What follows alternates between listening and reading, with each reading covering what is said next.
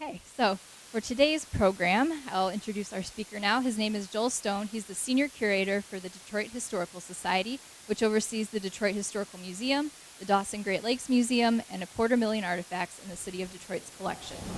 Raised in the Detroit area, he recently finished his second book, Floating Palaces of the Great Lakes, A History of Passenger Steamships on the Freshwater Seas, published by the University of Michigan Press. He has also edited award-winning books on Detroit during the American Revolution and the War of 1812. Joel supports several local and national historical organizations and is Vice President of the Association for Great Lakes Maritime History. Please help me welcome Joel Stone.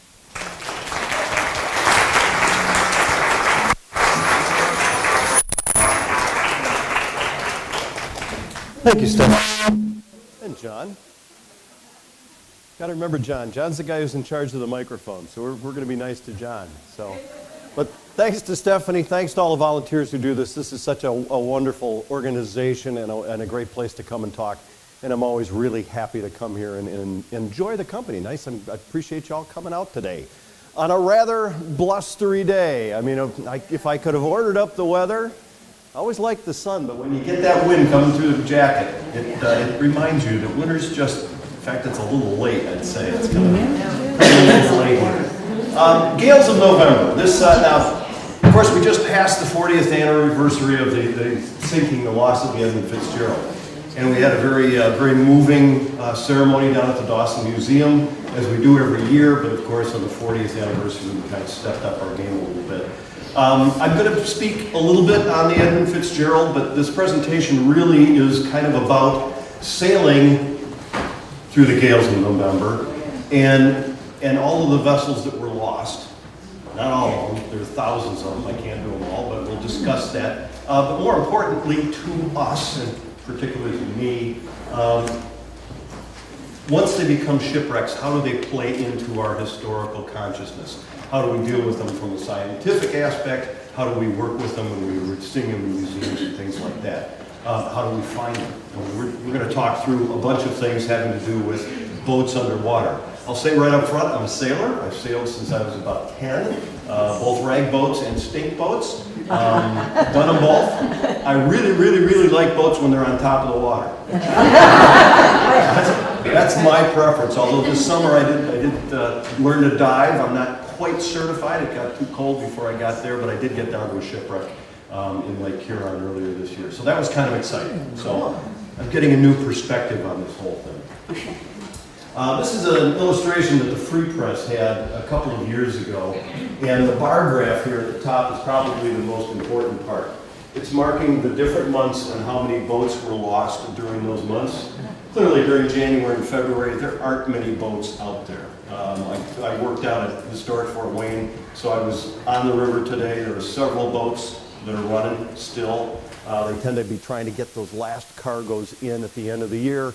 And of course, it's those last cargoes that usually cause most of them the largest amount of grief. October was bad, November is worse. 908 so far, and hopefully that number stays the same. Okay, we have lost a few ships since the Edmund Fitzgerald, but all of the crews were rescued, so we've never had quite as catastrophic a loss as that since 1975. So 40 years, and that's a pretty wonderful thing. I usually like to start here just to remind everybody that the Great Lakes is this wonderful water path. And before trains, before we had automobiles and trucks, the best way to get anywhere was by water. It was the most comfortable way to travel. Even when trains came in, trains, if you're riding for a long time, you get to walk up and down the aisle, right? If you're on a boat, you get to walk around. You can actually go someplace, you can get a stateroom. Boats were by far the best way to travel when you're coming through here. Of course, an incredible amount of water, 6 quintillion gallons of water in the Great Lakes. And all of it goes right by our front door in Detroit, so we're kind of lucky. I mean, at least all the water on the upper lakes comes by us. And just this natural pathway for ships to be able to carry people, but also carry all the cargoes that are necessary for our manufacturing. Very disparate as far as temperate regions, and when you travel around the Great Lakes, my wife and I did the Round Lake Superior tour a couple of years ago, And it's just incredible when you get up there. Once you get up there, you're in the subarctic, and you can tell. And it's been a long time since when I left the town, I made sure my gas tank was full because I didn't know when the next gas station was going to come. So if you ever get a chance to do that, it's pretty cool. But once you get down into this area, we're talking about Western Prairie. When we get down into our neighborhood, we're talking about the type of temperatures or temperate climate that extends right down through Kentucky. So a very disparate neighborhood we're dealing with here, which plays into the weather thing that we'll talk about in a minute. 6 quadrillion gallons of fresh water, 94,000 square miles of surface area. Kind of hard to comprehend numbers that big. Huge watershed, 20% of the world's fresh surface water, and 85% of what we've got in North America. So an incredible resource that I don't think we took seriously enough. We're taking it more seriously every day, but for hundreds of years we didn't. From a sailing standpoint, if you've ever, how many sailors do we have? Okay, so just a couple. The waves on the Great Lakes are incredibly different from the waves on the ocean. If you get into a storm on the ocean, the waves they may be tall, they may be 30, 40, 50 feet tall, but they're very long, and you can ride up and down a whole lot easier. On the Great Lakes, they're very short, what they call moment, so that the distance between one crest and the next crest is very short. It has a lot to do with the fact that the bottom is close to the surface. It has a lot to do with the way the winds are blowing. But the wave action on the Great Lakes is a whole lot different, which is why we've got those long, thin freighters, because they basically kind of bridge across several waves. Ocean boats tend to be smaller because they can ride those crests.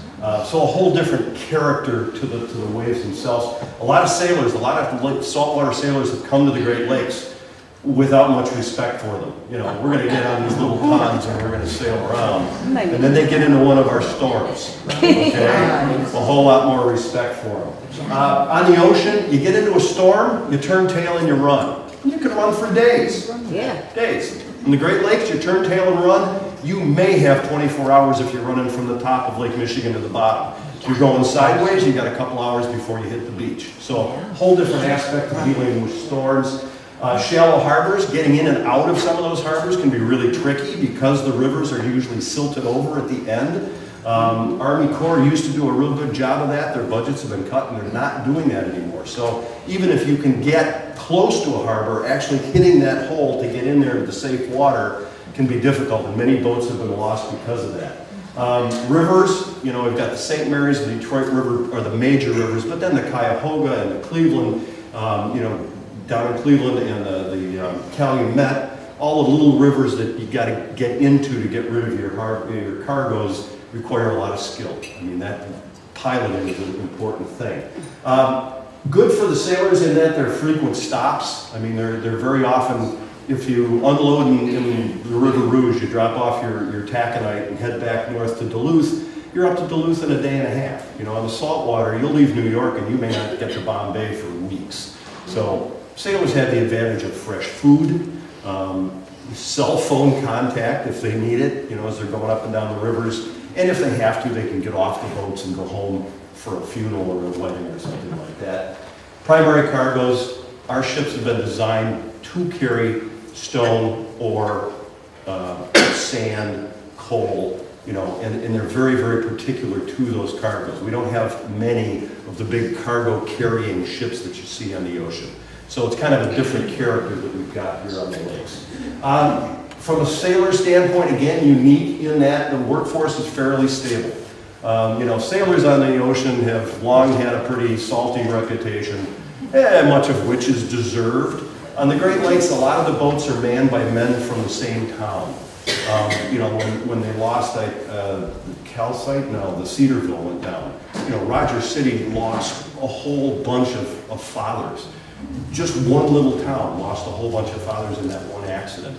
Because of that, and this goes back to the schooner days, where your uncle may own the boat and you work with your cousins and his wife's the cook and everybody's family. So a stable workforce, Government regulation has made the for Great Lakes sailors much healthier as far as the amount of space they're given in the forecastle where they get to sleep, what kind of food they get, how much they get, I mean, even to that point, and how many hours they have to work. Very different than if you're a Liberian flag freighter, where there are no regulations. Panama too. Amenities and perks, I mentioned the food, I mentioned the ability to get away, and then nomenclature. We call them boats. They can be 1,000 feet long, and we call them boats. That doesn't happen on the ocean. The guy who's steering is known as a wheelsman, as opposed to a helmsman or a ruddersman on the ocean. If you ever get down to the Dawson Museum and you're in our pilot house, you'll look up and there's a sign that says right and left. They use port and starboard, they know what they are, but by law, that sign has to be up there, so if somebody who doesn't know what they're doing is steering, you can say, turn left, okay? And they turn left. So, got some unusual things going on in the Great Lakes. Real quick timeline, as far as the types of boats, and I'm telling you this just to let you know how these boats are lost, what kind of boats. Canoes were important right up through 1900. As far as carriers of cargo and people. Sailing ships of European designs came in with LaSalle, and the European designs went out right after the War of 1812. We started developing our own types of ships that sailed the Great Lakes, and those ran up probably about 1950 was about the end of that. The J.T. Wing, the last working vessel, became the museum ship where the Dawson Museum sits now. Passenger packets, the boats that carry people, bulk carriers, the boats that carry cargo, and then the self-unloaders, the very specialized ships that have conveyors that take the cargo on and off very quickly. Again, I mentioned the canoes. This is a dugout in 1895, pulling up from Walpole Island across to Harson's Island to sell trinkets. Dugouts, other than a log, there is no vessel older than a dugout canoe in the history of the world. So we used these right up through the turn of the last century. Of course, the birch bark canoes, very important to opening this part of the world. An incredibly versatile vessel, and thousands of these were lost in storms. They tended to run close to shore so they could get off, but every once in a while you'd have to cross Saginaw Bay. Saginaw Bay can be a tempestuous little bit of water, and if you get caught in the wrong spot, lots of canoes were lost there. Very versatile in that you can make them anywhere. You can use them as your cabin. They carry 4 tons of furs. They're very, very, a good 35-foot canoe. And if you run into a rock, you pull up on the shore, and everything you need is there to fix it. A wonderful design, great design for use here. This is a picture of one that was used as a tourist canoe up at the Sioux Rapids. But it kind of just shows you kind of the size that we're talking about when we're talking about the big boats. York boats, we had a few of them on the northern lakes up on Superior, but York boats are really more of a Georgian or James Bay up to the north, Hudson Bay type boat, similar in its use to what the canoes did. Of course, the earliest vessels, the sailing vessels, started with LaSalle. He built a very big boat to carry his furs around, and this is our first shipwreck. The very first vessel made one trip from Buffalo, Black Rock, over to Washington Island and Green Bay, loaded up a bunch of furs, and then sailed off, and nobody ever heard from it again. In fact, you probably have seen it in the paper recently. This is what we think it looked like, because this is what French construction was like at the time.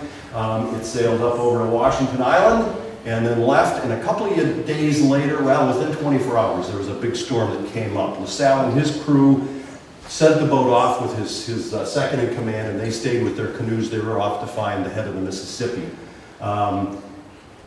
The boat, again, sailed off into a storm, and nobody heard from it again, although they have found it. They find it all the time.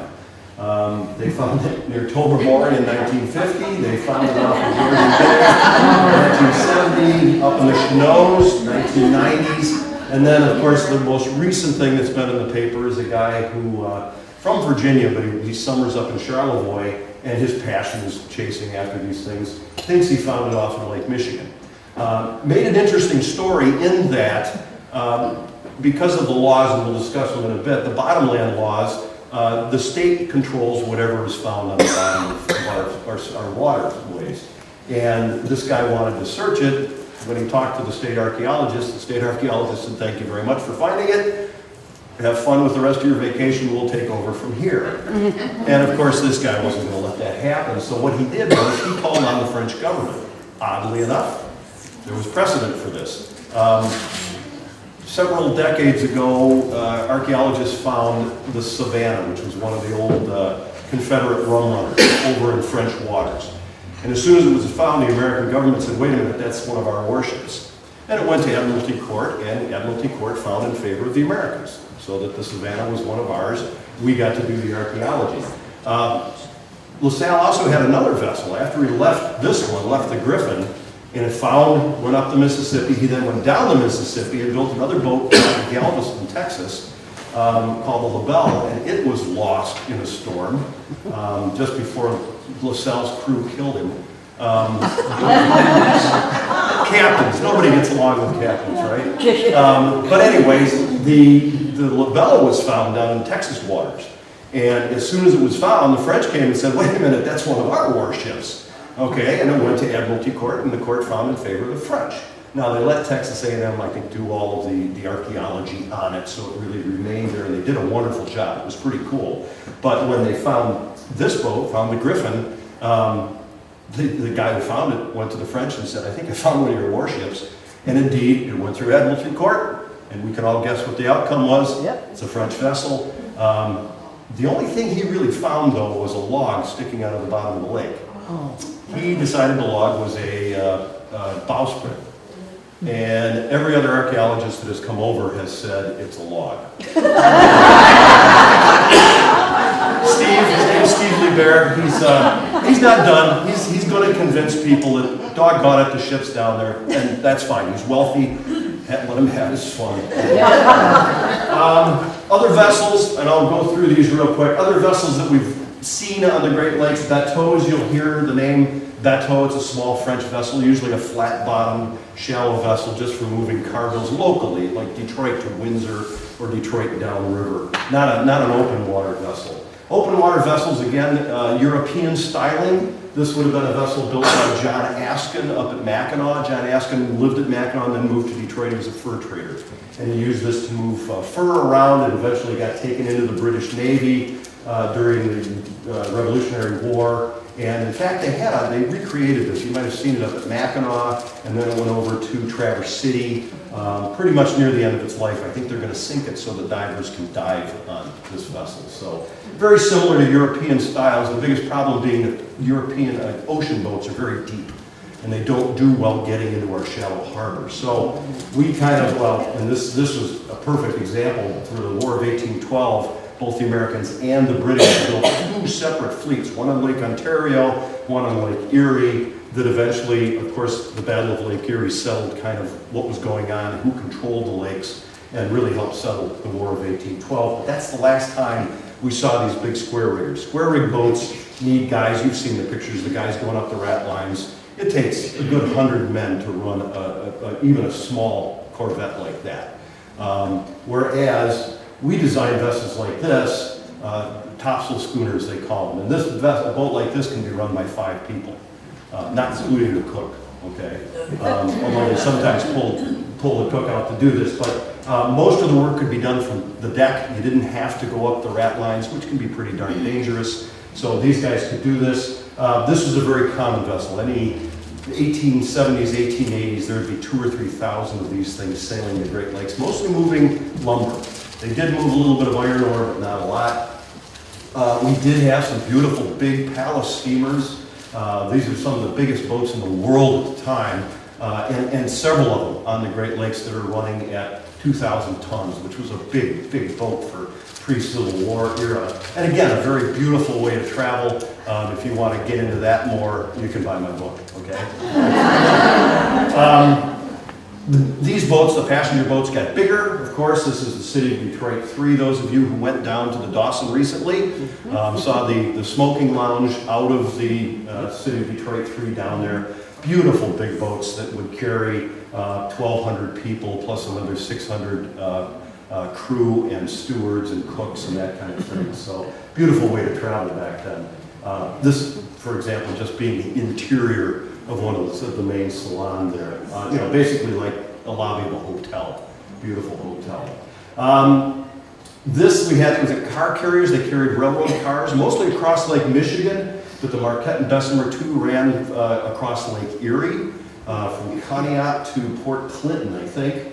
And this vessel was lost in a storm. They've never found it. Lake Erie, not very deep, right?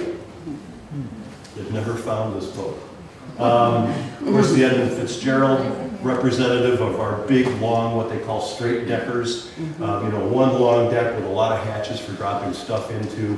Very common boat from 1900 right up through about 1970 or 80. There are only a few straight deckers still running. Most of them had self-unloading devices, like this thing right here. It's a big conveyor that can swing out to either side. There's a conveyor that runs the length of the hull under the cargo. All of the cargo goes on the conveyor, gets swept up onto the deck conveyor and off to the side. Doesn't need any help unloading. It was really quite a revolutionary development before the self-unloader. It could take 4 or 5 days to unload a boat. You could load it in a couple of hours, but it took days to unload. Once they got the self-unloaders on, you could unload them in 5 or 6 hours.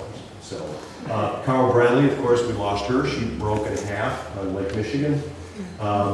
American Spirit, this represents kind of the 1,000-footers that are running now. They call them the footers. They've gotten rid of the 1,000, it's just the footers. And these guys replaced, one of these boats replaced 4 Edmund Fitzgeralds, replaced 6 Carl Bradleys. So, you know, the number of boats we used to have, the fleets used to be in the 300s. I think U.S. Steel at one point had 110 in their fleet alone. We're now down to about 70, of which 40, 50 run each year. So because of the growth in the size of the ships and the efficiency, the need for a large fleet has been greatly diminished. These are kind of push boats. This is the latest trend. It's unfortunate. They often take the front end of an old boat that's getting toward the end of its life. They pull the engine and the whole back end out. Actually, this is a better picture. And they put a tug right in a slot in the back of it. It's called an articulated tug and barge.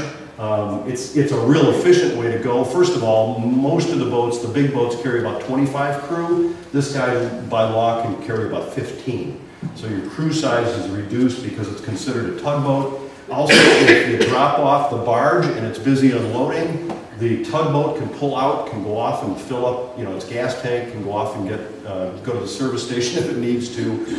If it breaks down, you can pull another barge in or another tug in and just keep the barge moving. So that's kind of the latest thing.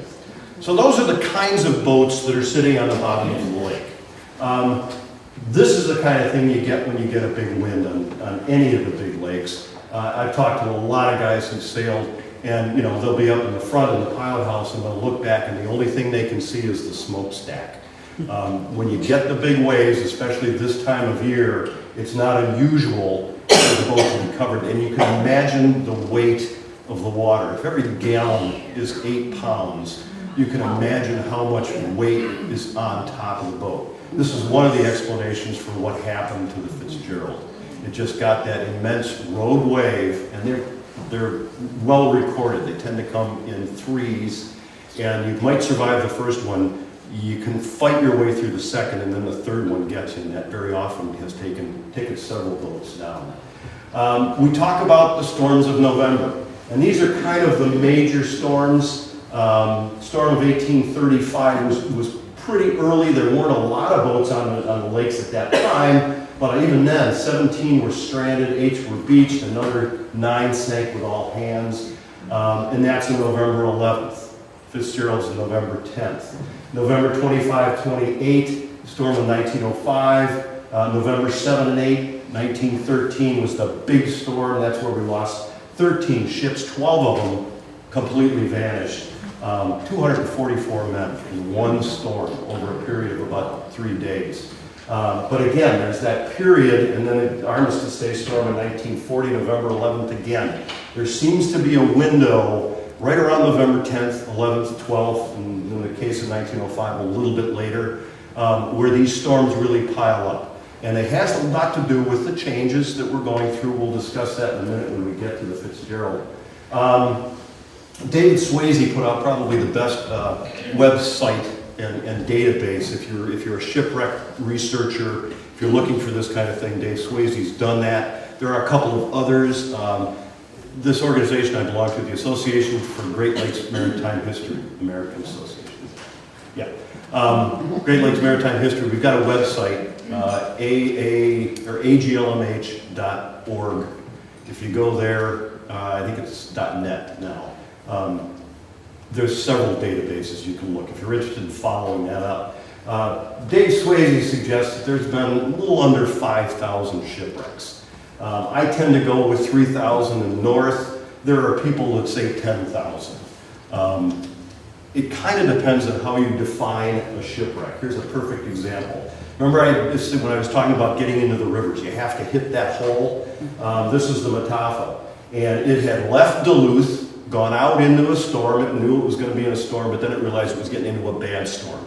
And so it turned around, which is harrowing in itself, but it was turned around and running into Duluth Harbor and got picked up by a wave, set sideways, cracked itself against the break wall, ended up floating out a little bit, then came in and settled, completely broke in half. They were able to get the guys on the front of the boat off, but the guys in the back of the boat, they weren't able to. So while the whole town of Duluth is watching, these guys are dying on the back of the boat. 9 men went down. You can call it a shipwreck, except the next year they pulled it up, they fixed it, they put it back to work. And it worked for another 25 years. So, is that a shipwreck? Or is it not? I mean, that's kind of why you have a disparity of numbers when people talk about how many ships are down on the bottom. Not sure why I stuck that in there again. So we'll go right to this one. This was the first steamboat on the upper lake, so above Niagara Falls. It was the Walk in the Water, and much like the Griffin, it worked for about 3 years, and then it was lost too. It could only go about 6 knots. It was sailing for Buffalo, at the other end of Lake Ontario. It was sailing for Cleveland from Buffalo, and ran into a storm and just couldn't make any headway, so he was trying to get back to Buffalo.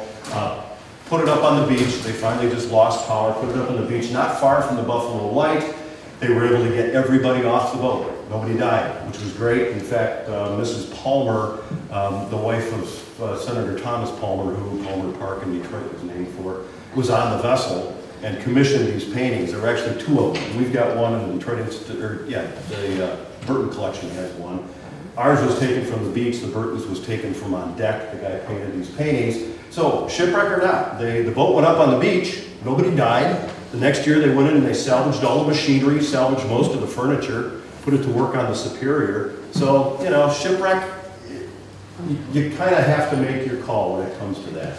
I mentioned this one, the Marquette and Bessemer went out, and when it disappeared, it just plain disappeared. And there's an explanation possibly for why they haven't found it.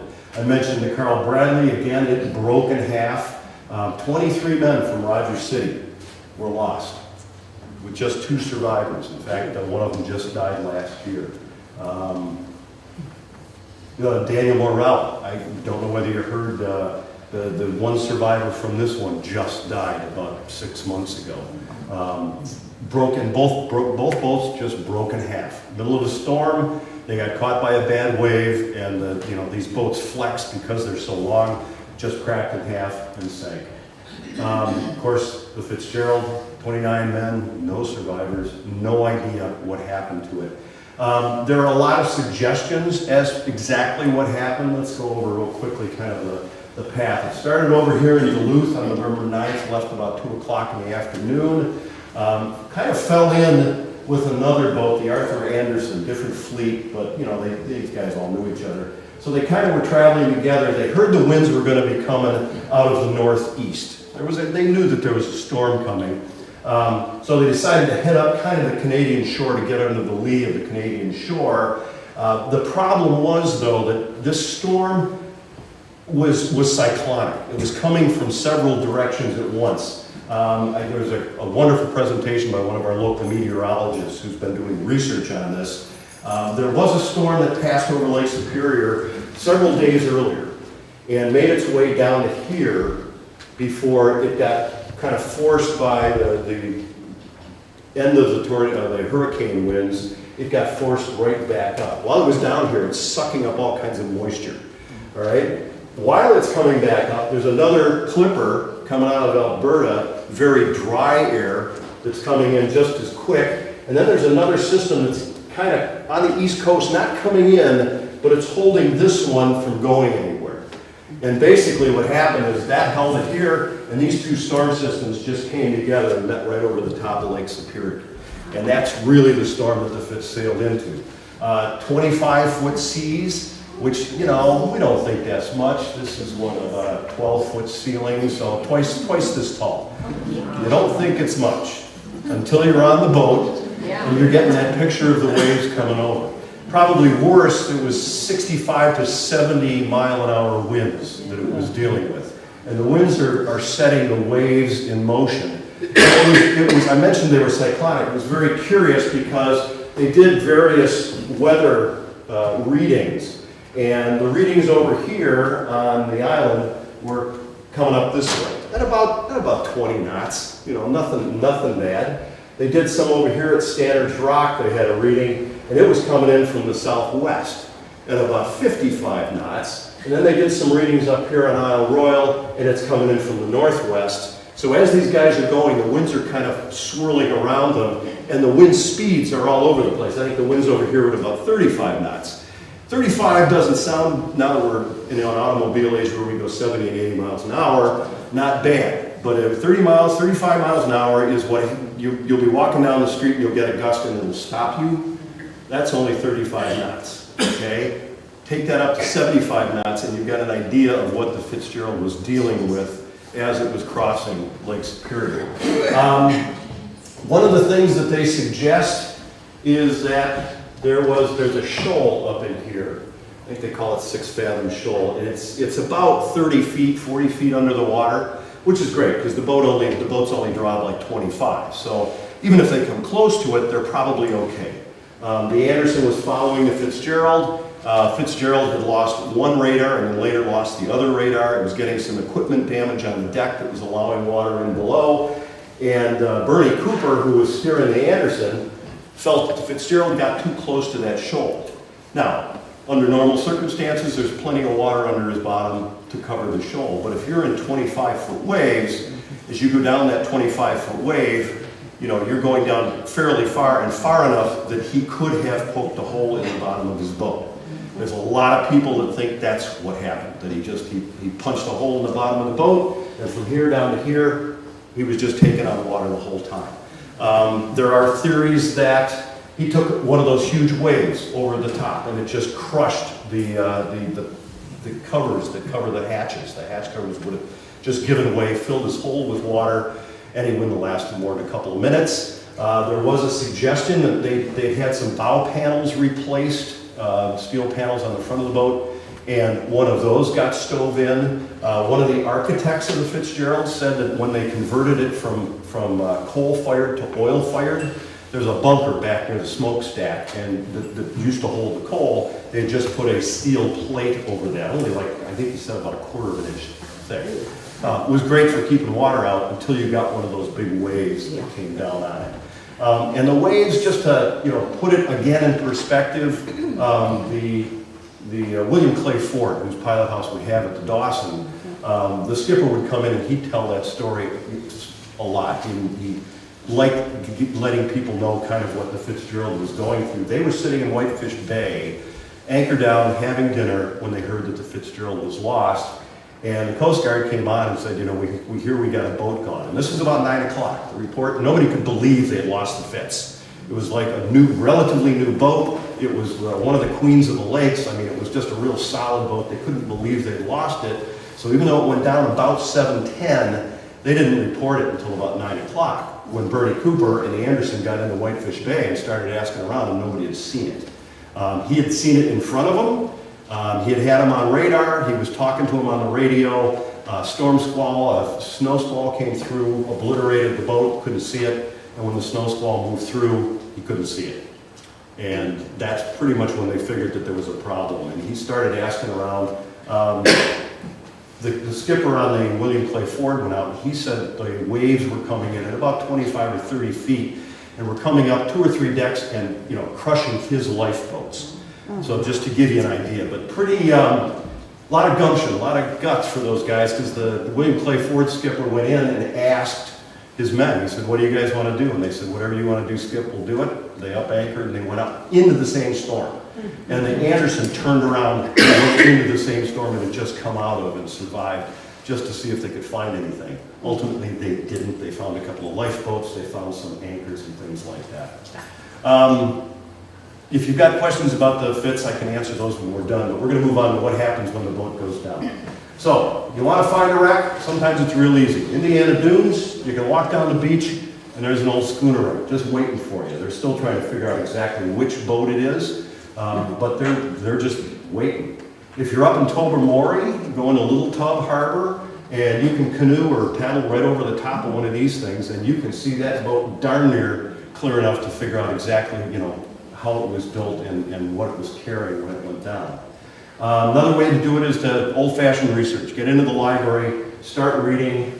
This is a story of the Jack running into the Norman, and it basically tells you where the Jack, where the Norman sank. You know, it was in about 300 feet of water. It was just opposite Middle Island, and you know, if you know the idea where that is, you got a chart. You can figure out where 300 feet is, and you can probably get a pretty good idea where that wreck is, and go out and find it. You can also go back to old schooner logs, and this is one from 1856, and you know, it's basically the skipper's talking about sailing by a vessel whose head just sunk and its topmaster's sticking out of the water. And if you figure out, based on the timing of that schooner log, where he was when he saw this wreck, you could go out and find that wreck, or at least you got a good idea. Charts often show up these little crosshatch things here. Indicate wrecks. This is up right near Harson's Island. The Harson's Island Ferry is just north of here. And Google Earth is the coolest thing, because then you can go and call up Google Earth and you can find those wrecks sitting there.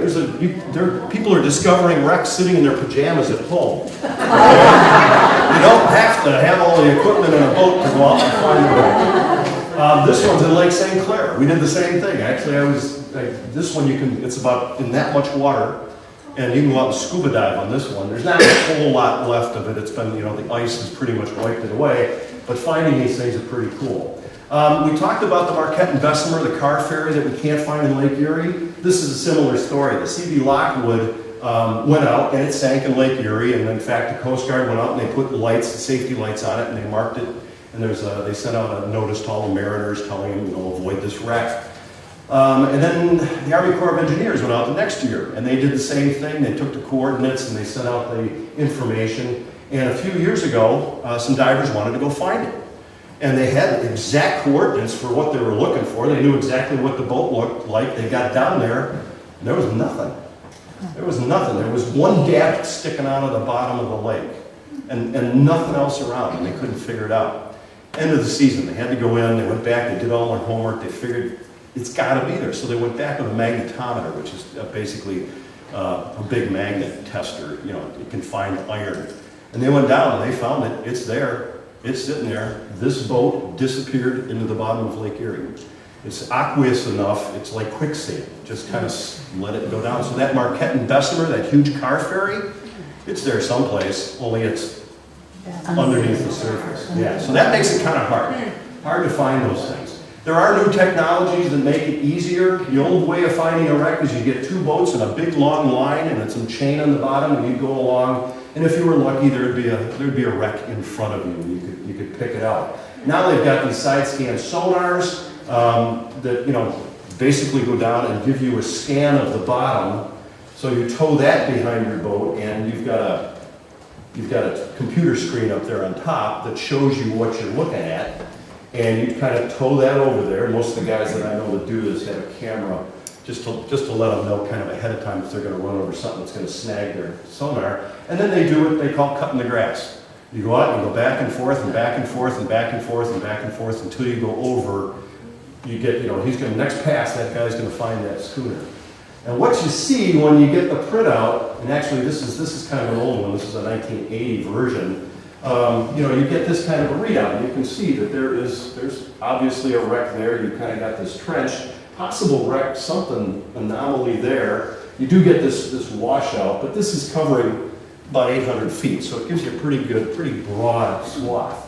The newer ones of these sonars will darn near, they'll tell you how long the boat is. You can figure out how many hatches it had. You can almost identify the boat just from the sonar. So when you find a wreck and you're a diver, what do you do next? Well, in the old days, you got a bunch of people you trusted really well to pump air down to you. And you put on this incredibly heavy suit and you went underwater and you tried to find it. We're not doing that now. This is a whole lot easier, and they're really stretching the bounds of this stuff. Person on the right there is just a regular scuba suit, single tank. You can do this for an hour, and you can go to, good scuba guys can get to 130, maybe 150 feet just on regular scuba gear. This person over here on the left is what they call diving with gas. He carries several different kinds of gases, which he mixes based on how far down he goes. Because of course, the farther down you go, the gases in your blood change. Your nitrous levels go up, and you want to mix other things in there to the point of almost pure oxygen. But these guys, they used to go to about 300 feet, so they kind of doubled what another guy. Now they're getting down to 500 feet. And frankly, when you're doing that, you're really stepping on thin ice. I've talked to the guys that have done this, and their eyes are going in different directions, and they're absolutely paranoid about their timer and their gas, and they're mixing stuff, and they've got tables they got to follow, and this is the kind of diving I will never do. Okay, partly because of the danger factor, and at my age, I don't need too much more of that stuff. Nothing's coming at me, but to get down to a wreck, if you go down to a wreck at 350 feet, you may get 20 minutes to look around. And then you're going to spend 2 hours slowly going up and decompressing. You go down to 500 feet, you're going to get 5 minutes on the wreck, and you're going to spend 3 hours decompressing. And you're going to have one of these guys who's going to be coming down bringing you extra air. Okay, so that's just, it's fun if they want to do it. If they think it's fun, that's great. That's not for me. This is kind of, if you have to go down real deep, this is a relatively safe way to go. It's the new version of that very first diving suit. Okay, this is all hard shell. Everything turns on a pivot, and there is, the pressure is not going to get to you. And these things will go to maybe 700 feet. And it's got cameras and lights and all the bells and whistles. So this is the one that went and got the bell off the Fitzgerald. So that's a working suit. This is an expensive piece of equipment. More fun would probably be one of these submarines. If you happen to have $5 or $6 million sitting around and you want to go down this guy, you can have music and a stereo and a refrigerator full of beer. That's not a bad way to go. The biggest problem with all of these is you're putting people underwater. And anytime you put people underwater, there's an element of risk. There's a chance that something could go wrong. So what really a lot of people have been working with are these remotely operated vehicles, ROVs. This one's on the Titanic. And these things can go down to incredible depths. You can, with cameras, and it's all run by joysticks these days. With cameras and lights, you can get most of the information you want. They can take samples. They can do, scrape off some wood so you can do some dendrochronology or something. They're much more easy to work with, and your risk factor is way low, and frankly, they don't cost that much. So for all the equipment, all the money you spent getting that big heavy suit or all that tri-gas mixtures, you can get something like this, and you don't have to go underwater. Once you find a wreck, the idea is that you document it and do it quick, because changes in the lakes. I'm seeing films that were taken in 85 and 90 before zebra mussels come in, and the wrecks are pristine. And people go back to those same wrecks today, and you can't even recognize them. You can't pick out anything maybe more than a mast or the steering wheel or something like that. So the idea is get down, take pictures, whether it's you or a machine that's going down and doing this, doing scans. You can go down and do, basically same type of archaeology we do on the surface, transects, set up a line, measure things off, get the information as fast as you can. Note that winch that's sitting there, the capstan. We're going to show you what it really looks like later. Conservation, we just talked about this. Crystal, we're going up to Alpena for the State History Conference, right? This is up in Alpena. Alpena has a wonderful museum associated with their underwater preserve. And we do have some great underwater preserves, but they bring, if stuff does come up, and the idea is to really leave it there, but if you've got something that's endangered or something that came up before the laws changed, you bring it up and you give it proper conservation. You've probably heard of the cannon we brought off the Detroit River back in 2011. That went into a 3-year conservation process to save it from rusting and preserve it so it'll be around for a long, long time. Here's a highly unpaid intern working diligently to save all of our stuff. Tale of 2 disasters, and this makes an interesting story. And it's 2 disasters, one which happened during the Civil War and one which happened 105 years later. The Alvin Clark, built in Detroit, John Clark, Clark Street. John Clark had a whole fleet of fishing vessels. He built this boat, named it after his son, and a couple of years later sold it off to a Chicago concern and then sold it off to a guy up in Wisconsin who was running lumber. And the boat had been in Chicago, emptied its lumber, couldn't find a cargo to bring north, so he was running north empty, which is kind of tough on a boat because it's a little more buoyant than it probably should be. They were airing out the hold, so they had the hatch covers open. Beautiful day, except for that squall that's coming over the hill there. Squall came in, and they come in fast on the Great Lakes. You don't always see them coming. Laid the boat on its side, it sank in a minute. They lost 3 people, 2 were saved. So that's the first disaster. Okay? 105 years later, there's a couple of guys out fishing, big net. They just bought a brand new net. They were out fishing and it got snagged and they couldn't get it off. So they hired the guy in the striped shirt, Frank Hoffman, to go find it. Frank was a pub owner in Menominee and a diver on the side. He'd learned in the Navy, loved diving, so they hired him to go out and get their net. And so he goes out and he gets their net and it gets stuck on a schooner. And the schooner's in perfect shape. It's sitting perfectly upright on the bottom in about 105 feet of water, and which is an easy dive at that point for a pro like this. The master's still standing, the rat lines have all gone, but most of the stuff is all there. So he found this beautiful, beautiful wreck. He gets a bunch of his buddies, and divers from all over the Great Lakes come in to help, and they've got to pump out tons of silt that is filled in the boat, so they get all the silt out, and they put some cables under it, and they lift it up, and they take it into Menominee, and they raise it up high enough. Luckily, there's a boat building company there that had cranes and all the stuff they needed to do this. They throw some pumps in it, pump it out, and it floats. The boat was in perfect shape. I mean, it was as if it had just gone down. And it was the oldest working vessel, the oldest artifact of a working vessel anywhere in the world. And it was a beautiful piece of history that was preserved. They decided to turn it into a museum. The biggest problem then was that, first of all, it was in Menominee. How many people have been to Menominee? Yeah, okay. Tough for the museum world, okay?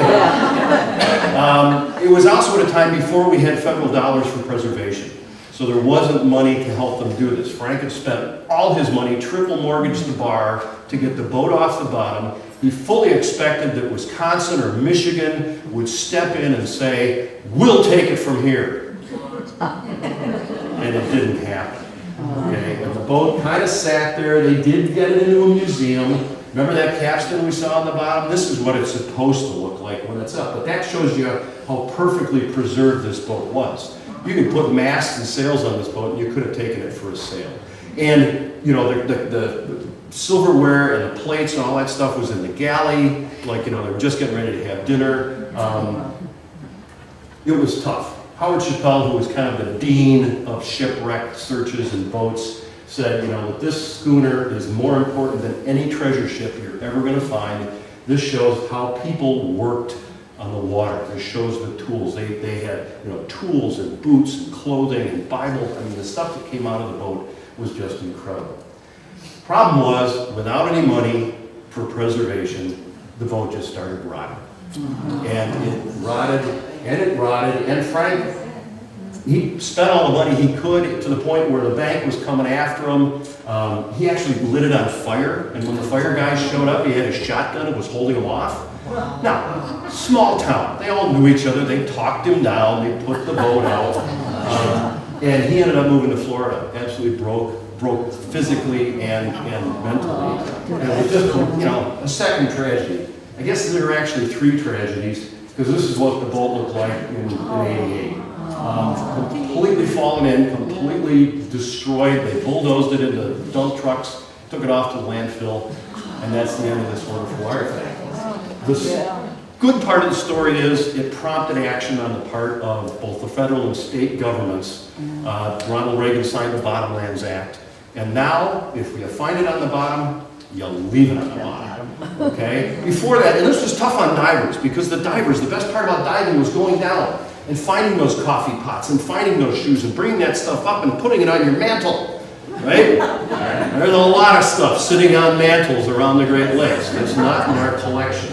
The good part was that at one point, while Frank was getting hounded by the banks, he called the curator at the Dawson, and he said, "John, bring a truck at night." And they did. And they came back with piles of stuff.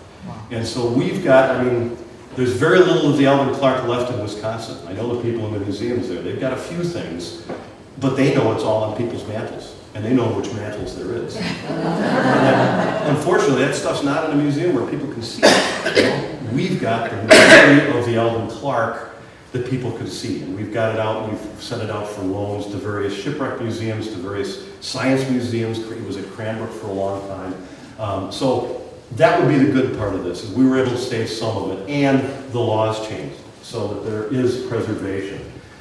Michigan and Florida are the 2 states that have really wrapped themselves around preservation.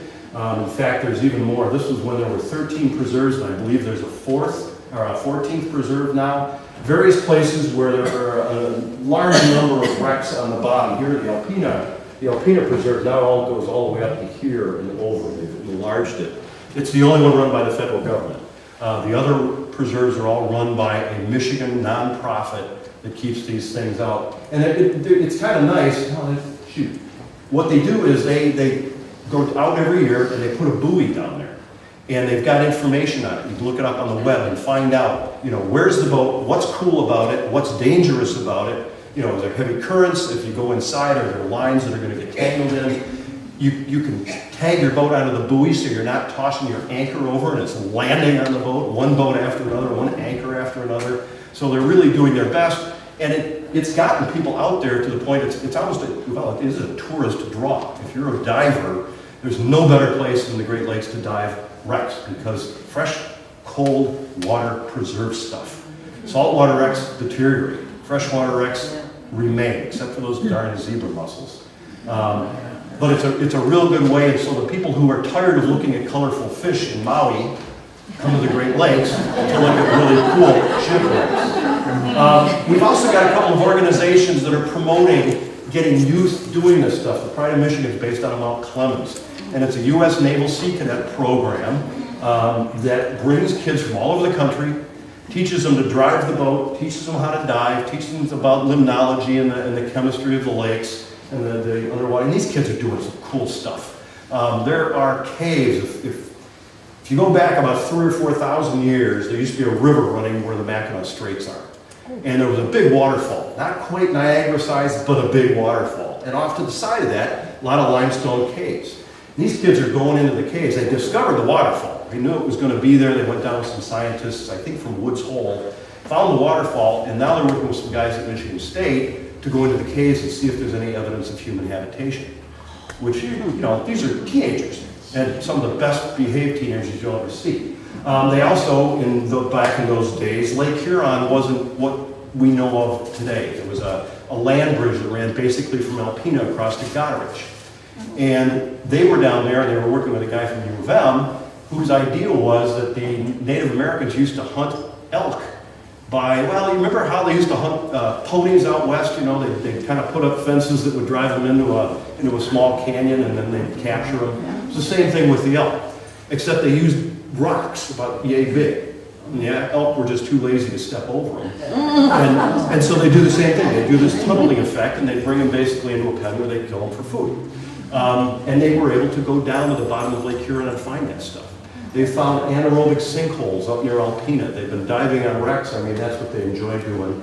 But these guys are doing some really cool stuff, and there are other programs around the lakes that are doing similar things, other organizations for divers. Unfortunately, many of the guys who dive are getting older. It's a lot of social clubs. Not getting a lot of younger people in, so it's real important that these things are going on. We like to think that we're one of the major supporters of Great Lakes history at the Dawson Museum. Dawson was the first building on the lakes built just to tell the story of the Great Lakes. There were two museums that came before us, frankly, they're still in business, which is great. One in Kingston, one was in Vermilion, and that one in Vermilion is now in Toledo. If you get the chance to go to the National Museum of the Great Lakes in Toledo, it's a nice facility. We're doing the same thing. We've been collecting stuff since 1949, so we've got a wonderful collection. Of course, some of it's live. You can walk into. This is the smoking lounge from the city of Detroit 3. We've got, of course, the pilot house from the William Clay Ford. Miss Pepsi, one of the prettiest pieces of mahogany in this town, and the anchor that we pulled up out of the Detroit River that was on the Edmund Fitzgerald the year before we finally lost it. So we've been bringing up some of these major artifacts. Not a Mayan ruin, but this was pretty cool. Okay, it didn't look like that. This was the cannon on the bottom of the Detroit River. Detroit police divers were doing they do training all the time. And these guys do tough things. They go down and find bodies in cars. They go down and find guns. That's their job. Recovery is essentially it. But they were down diving right near Coble Hall. Chicken Bone Reef. There's a reef down there. In fact, it's right there. Okay, and that's a place they go. The current's kind of tough, so they always go down and try to push it out. And they have found over, since '84, 6 cannons, 6 British cannons, well, 1 French and 5 British cannon. And they recently were down there and discovered this one. This was in 2011. Again, it's got zebra mussels on it, but they were able to get it. We got some photographs. They did the archaeology, so I know the orientation of it, where the cannon was sitting, exactly where the cannon was sitting. Again, the compass orientation, they took some measurements and stuff so we could kind of figure out how heavy it was before we pulled it up. They got their whole team down there, and this is a wonderful day for them.